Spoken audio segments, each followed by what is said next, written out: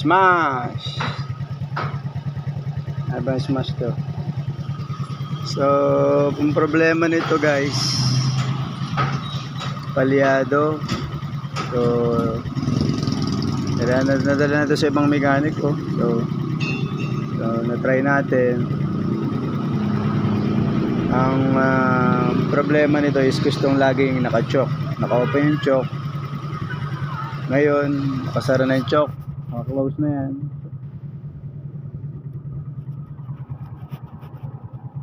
Okay. So,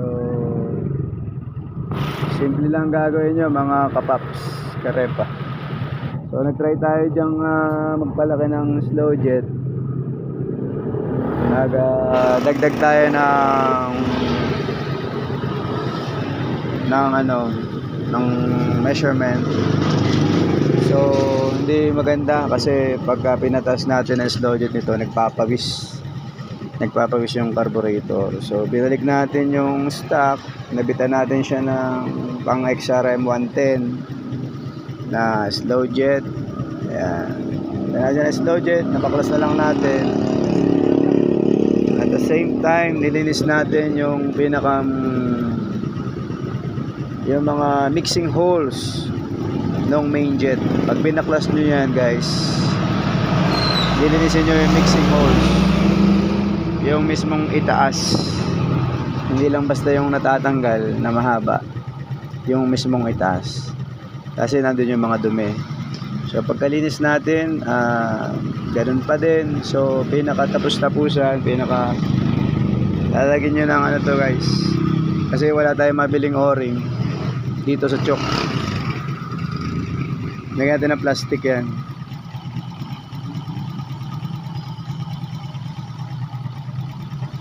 Gugupit lang kayo dyan. Pag tinapalan nyo ng plastic yan, kinover nyo hanggang dun kompleto. May 3 butas yan dyan. 3 butas. Dapat yun ma-block. So ngayon, ito na ang performance nya. So pwede nyo gayahin to. Kung hindi naman, okay lang. So yun lang naman guys about smash. Pag mga palyadong smash na mga problema kayo, so plastic lang katapat. Sabi ng mga kaibigan natin dyan,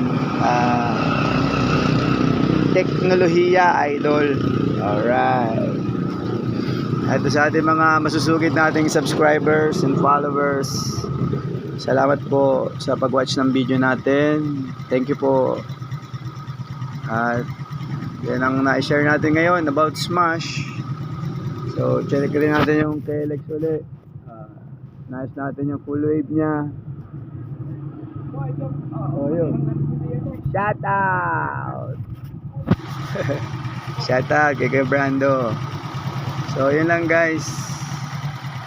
Kasi ito hindi mo mababa ang minor. Pagka sinara mo ang slow jet, I mean yung air screw, tumataas pa rin ang minor niya.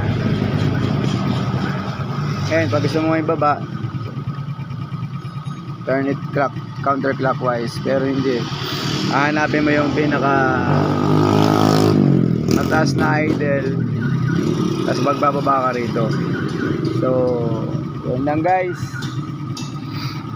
Shout out sa kay Pinpin, sa kay Boss, sa kay Boss Penpen. Penpen ba yun o Penpen? Okay, so smash natin. Kung may mga problema kayo sa diaphragm, ito lang ang solusyon dyan guys. Plastic lang. Thanks for watching. Bye bye. Shout out sa inyo lahat.